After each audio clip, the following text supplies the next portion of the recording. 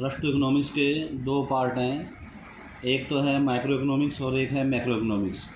तो first part है micro economics 12th के अंदर, जिसके अंदर पहला एक क्वेश्चन बनता है फर्स्ट चैप्टर के अंदर, definition of micro economics.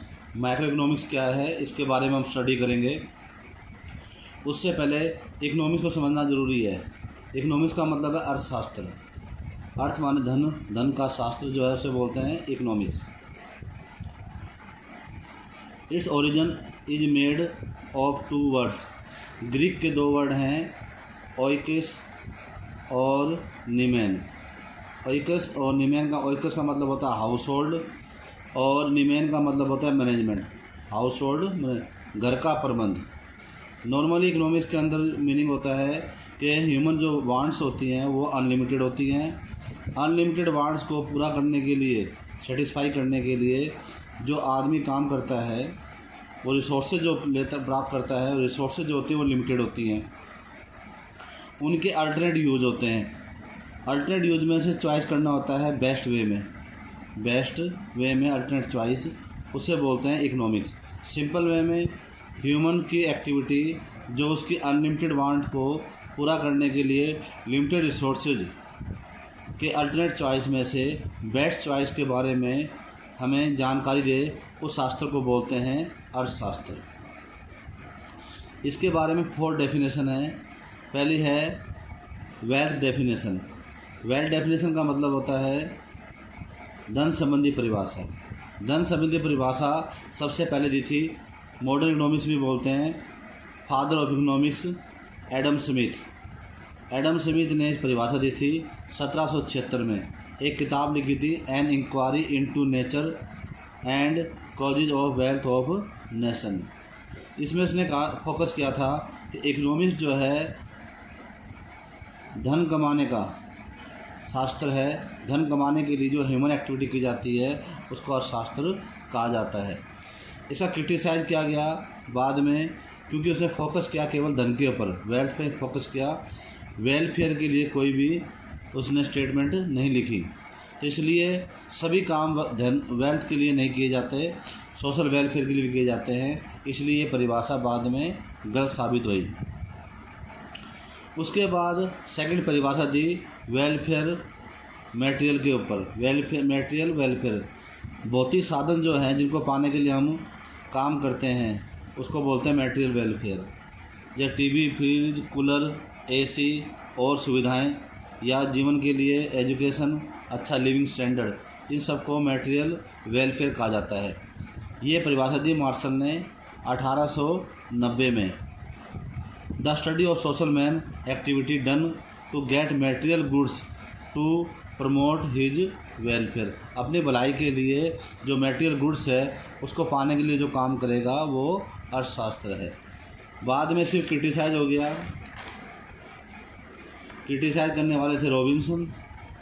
Robins ने कहा कि ये परिभाषा प्रॉपर नहीं है। उसने ये नहीं समझा पाया कि सोसाइटी और आइसोलेशन में क्या डिफरेंस है, और मटेरियल के अंदर सर्विस और नॉट मटेरियल, इसको भी वे क्लियर नहीं कर पाए। उसके बाद नेक्स्ट परिभाषा आई स्कैरसिटी, दुर्लभ वस्तुएं। इसके अनुसार मनुष्य जो दुर्लभ साधन है, दुर्लभ साधन का मतलब जो चीज़ मुश्किल से पाई जाती है, जिसके लिए संघर्ष नहीं करना पड़ता, उसको पाने के लिए जो काम करेगा उसे अर्थशास्त्र कहा जाता है। उसके अनुसार ये परिभाषा दी लॉर्ड रॉबिन्सन ने 1932 में। उसने कहा कि जो दुर्लभ वस्तु हैं, ही से that study of human activity which perform to get scare things. Scare का मतलब है दुर्लभ वस्तु पाने के लिए और सेटिस्फाई होने के लिए, अनलिमिटेड वांट्स को पूरा करने के लिए जो काम करेगा उसे अर्थशास्त्र में शामिल किया जाएगा। बाद में इसकी आलोचना हुई कि उसने अर्थशास्त्र को साइंस ऑफ चॉइस, चॉइस का मतलब होता है चुनना, her that is a complex and static, बहुत ही मुश्किल है। यानी हर चीज़ आदमी सोच कर काम करे, ये सही और ये गलत है, ये पॉसिबल नहीं है। उसके बाद नेक्स्ट परिभाषा आई ग्रोथ ओरिएंटेड डेफिनेशन। ये दी सैमुअल्सन ने और पीटरसन ने। सैमुअल्सन और पीटरसन ने कहा कि ह्यूमन एक्टिविटी जो इंसान मैक्सिमम सेटिस्फेक्शन के लिए स्केयर गुड्स को पाने के लिए बेस्ट अल्टरनेटिव चॉइस करता है, उसके बारे में जो स्टडी की जाती है उसको अर्थशास्त्र कहा जाता है। कहने का मतलब ह्यूमन वांट्स जो होती है अनलिमिटेड होती है और उसको सेटिस्फाई करने के लिए, नीड्स को सेट करने के लिए जो स्केयर दुर्लभ वस्तु है उनको पाने के लिए और उसके बाद उसके चॉइस में से बेस्ट चॉइस करना ही अर्थशास्त्र है। जैसे मीन्स माने गुड्स के बारे में, वांट्स साधन के बारे में, वांट्स इच्छाओं के बारे में अनलिमिटेड होती है, रिसोर्सेज लिमिटेड होते हैं, उनके अल्टरनेट चॉइस होते हैं, उसमें बेस्ट जो करते हैं that is called economics. Next question है हमारे पास subject matter of micro economics. Micro economics में किन किन बातों को शामिल किया जाता है।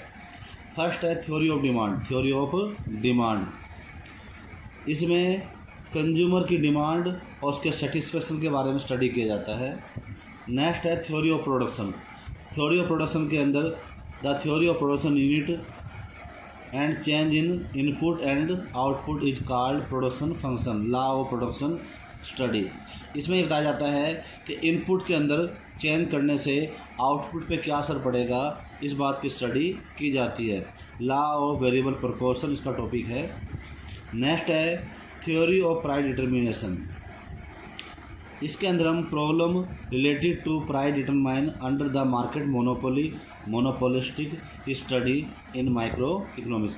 माइक्रो इकोनॉमिक्स में जो मार्केट होती है मोनोपोली या मोनोपोलिस्टिक मार्केट, उनके बीच में हम प्राइस का डिटर्मिनेशन कैसे करते हैं, इस चीज़ की स्टडी की जाती है। उसके बाद है फैक्टर प्राइस थ्योरी।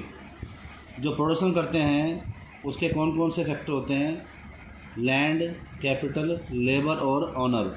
लैंड को रेंट कितना मिलेगा, कैपिटल में इंटरेस्ट चार्ज कितना होगा, लेबर को वेजेस क्या पे किया जाएगा और जो रिमेनिंग बचेगा वो प्रॉफिट ऑनर को कितना मिलेगा। इसके बाद जो स्टडी होती है वो माइक्रो इकोनॉमिक्स में शामिल की जाती है।